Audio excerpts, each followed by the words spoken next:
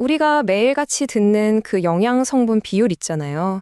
혹시 이게 나한테는 정답이 아니었을 수도 있다는 생각 해보신 적 있으세요? 오늘 이 시간에는 책 지방의 진실을 바탕으로요. 우리가 철석같이 믿어왔던 영양 상식을 완전히 뒤집어보는 아주 도발적인 제안을 한번 파헤쳐 보려고 합니다. 자, 그래서 오늘 우리가 함께 따라가 볼 순서는 이렇습니다. 먼저 우리가 그동안 믿어온 영양상식에 도대체 어떤 문제가 숨어 있는지 짚어볼 거고요. 그리고 나서 그 대안으로 제시된 새로운 황금 비율은 뭔지, 또 이게 당뇨병 환자에게는 어떻게 다르게 적용될 수 있는지 알아볼 겁니다. 그리고 마지막으로 이 모든 주장을 관통하는 가장 중요한 핵심 원칙은 무엇인지 하나씩 차근차근 따라가 보시죠.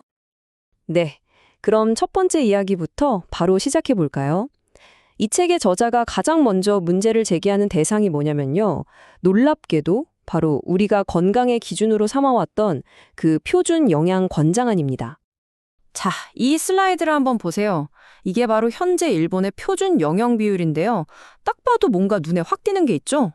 네, 바로 탄수화물. 이게 전체의 무려 60%를 차지한다는 점이에요. 저자는 바로 이 압도적인 탄수화물 비중이 모든 문제의 시작점이라고 아주 날카롭게 지적하고 있습니다. 근데 진짜 흥미로운 지점은 지금부터예요. 단순히 탄수화물 양이 너무 많다. 이게 문제의 끝이 아니라는 거죠. 저자는 아예 우리가 쓰는 탄수화물이라는 이 단어 자체에 문제가 있다고 말하거든요. 아니, 이게 대체 무슨 소리일까요? 정답은 바로 여기에 있습니다. 우리가 그냥 뭉뚱그려서 탄수화물이라고 부르는 것 안에는요, 사실 성격이 전혀 다른 두 가지가 섞여 있다는 거예요. 하나는 혈당을 직접적으로 아주 빠르게 올리는 당질이고요. 다른 하나는 몸에 흡수되지 않는 섬유질이죠. 저자는 바로 이 둘을 명확하게 구분하는 것에서부터 모든 걸 다시 시작해야 한다고 말합니다. 이게 바로 영양을 제대로 이해하는 첫걸음인 셈이죠. 자, 그렇다면 기존 방식의 문제점은 알겠어요. 그럼 대안은 뭘까요? 이제 저자가 제시하는 아주 새로운 비율을 만나볼 차례입니다. 그 힌트는요, 의외의 장소에서 찾을 수 있었어요. 바로 미국의 한 유명 당뇨병 센터입니다. 이 두 그래프를 직접 한번 비교해 보세요. 왼쪽이 우리가 봤던 기존 비율, 그리고 오른쪽이 조슬린 당뇨병 센터의 권장 비율입니다. 가장 큰 차이 혹시 보이시나요? 맞습니다. 탄수화물을 60%에서 40%로 무려 20%나 확 줄였죠. 그리고 그 빈자리를 단백질과 지방으로 골고루 채웠습니다. 바로 이겁니다.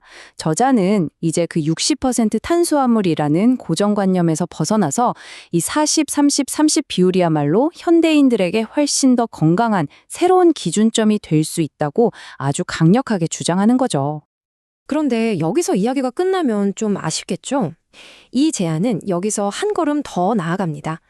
특히 당뇨병 환자들을 위해서 훨씬 더 구체적이고 말 그대로 개인 맞춤형 해법을 제시하고 있거든요. 자, 이 표가 그 모든 걸 설명해 줍니다. 보세요. 당뇨병의 중증도에 따라서 혈당을 직접적으로 올리는 당질 섭취량을 다르게 조절하는 거예요. 상태가 심각할수록 당질 섭취를 10%까지 정말 극단적으로 줄이는 거죠. 그리고 그 대신에 단백질과 지방을 각각 45%까지 확 늘리는 방식입니다.